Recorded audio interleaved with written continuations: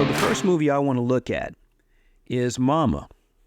And I think Guillermo del Toro ended up doing, I think he did both of them, the short and the feature-length one that people know about.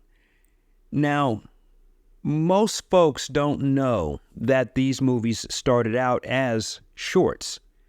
And I'm going to tell you, the original Mama was terrifying.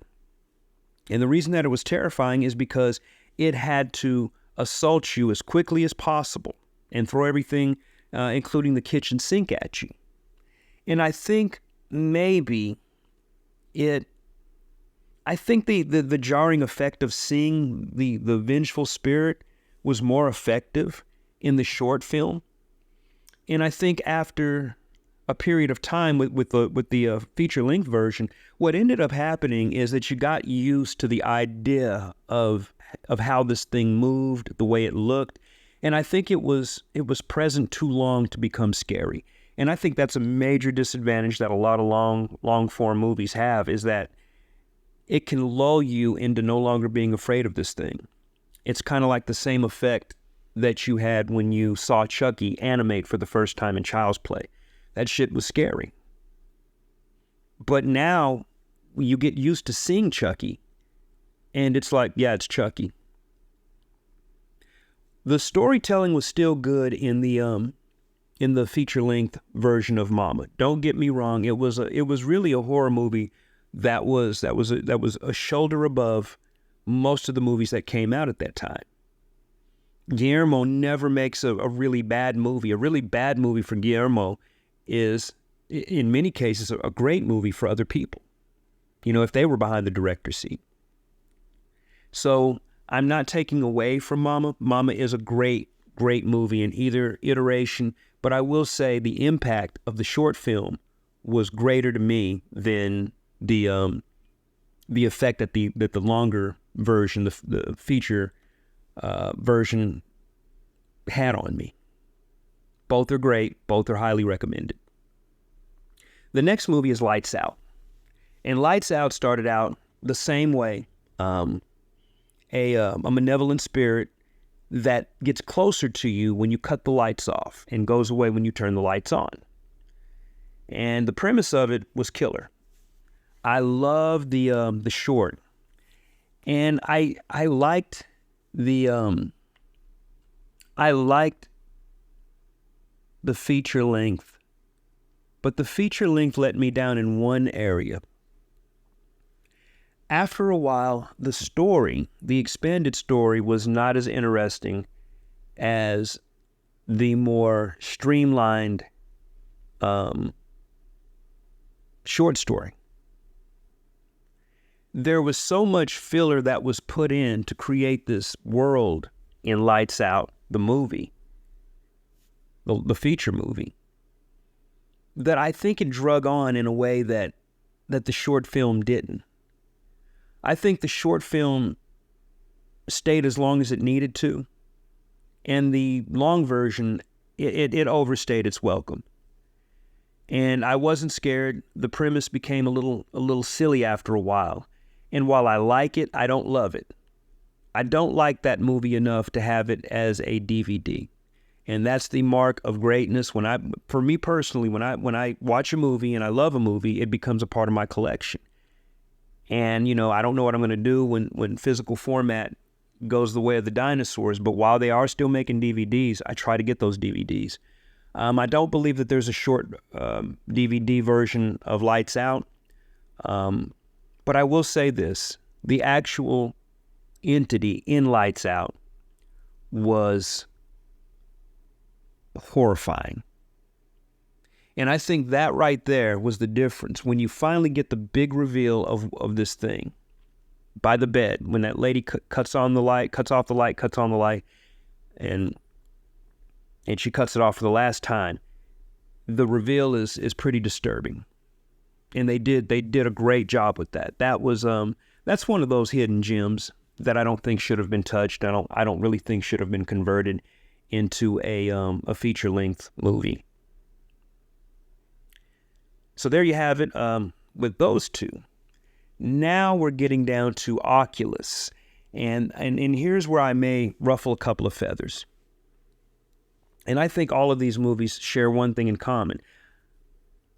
I'll tell you first off, most of the shorts are going to beat the long version of the film, of the feature-length film. Because these short films, a lot of them were written to be short films. Now, there are some that were written in a way that, you wonder what would happen if this were a feature-length movie because it has more meat on it. But Oculus was one of those films that had meat on it, enough meat to want to expand upon the story. And I think Mike Flanagan did a good job of expanding upon the story. I don't think there was a lot different that Mike could have done to make that film better. That being said, I tremendously enjoyed the short film. I enjoyed the film because, the premise is there's a man who finds this cursed mirror and he wants to prove that the mirror is cursed, so he takes every precaution up under the sun. This guy makes sure that he has cameras, that he's got recorders, that he's got all these things to document something that mirror might do, whether it distorts time or whatever. There's a record. And he plans for everything except for what the thing actually does. And you know how the story's going to go. More than likely, it's not going to go as planned for the guy who wants to observe the power of this cursed mirror. Now, the feature-length movie expands that whole idea, and you have a brother and sister. And the brother and sister were involved in a murder that was there was something that happened between the father and the mother, and it got out of hand. Mother ends up getting killed. These kids are scarred for life. One of the siblings, the daughter, believes that this mirror had something to do with the madness that consumed the house. And they end up playing a game of trying to figure out, is this mirror cursed? Is this mirror not cursed?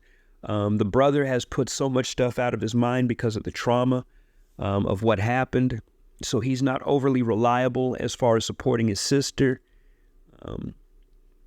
But that story seemed to be a self-contained story that simply dealt with the mirror. And I like that about this movie. I like the fact that the mirror was the only thing that was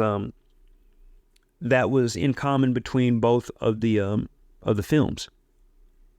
So in that way, you were able to open up a story and say, okay, here's a different take. We're utilizing the same, evil mirror. And I think that right there saves Oculus from being kicked into the abyss of feature-length movies that should never have been feature-length movies. So I give both of those a tie. I think the original is a great companion piece, and I believe there are DVDs. I think I had a DVD of it, but I can't remember. I had a short film DVD of it. But I think you can get the original short film with a special edition Blu-ray of the feature length. And that's a treat right there. That would be a great package. Maybe you can find one. I got to look in my collection to see if I have one. I can't remember. I have so many movies. And the last on the list is Cargo. Cargo ended up being it was little known as a YouTube short, and it was little known as a feature-length film. I believe that it's on Netflix. I don't know for sure if it's on Netflix, could be Tubi. And the story centers around a zombie infestation and a father who ends up getting bitten, who has to get his daughter to safety, to anyone that will take care of her. And the premise is pretty much the same for the movie. It's pretty much by the numbers as far as what's going to happen, because it doesn't deviate much. The man is still in the same predicament, still has to traverse the country or whatever wherever he's trying to get to. He still has to go through all of the same things. It's just that those stories are expounded upon. But what makes it good is the genuine nature of the film. The characters were genuine. You could feel this desperate father, and you could feel his desperation. for his child. And the other characters that come into the life of this man that end up, being a part of his journey, you feel their story too. One in particular. And it does its emotional thing. Since it's really not a big budget offering, even with the full length remake of it, it still managed to push those buttons emotionally, and I appreciate that about the film, both films. I think it probably could have gone either way, as a short film or as a feature length. So again, like with Oculus, I say that they can both exist in the world of horror without either one of them really upending the other one. So those are my picks for short movie adaptations that became feature-length films, and whether or not those feature-length films were better than the original short films and vice versa. I hope I gave you some insight. Some of them I wasn't conclusive on because of the quality of both projects. But they are great. I suggest and recommend all of them that are listed in either format.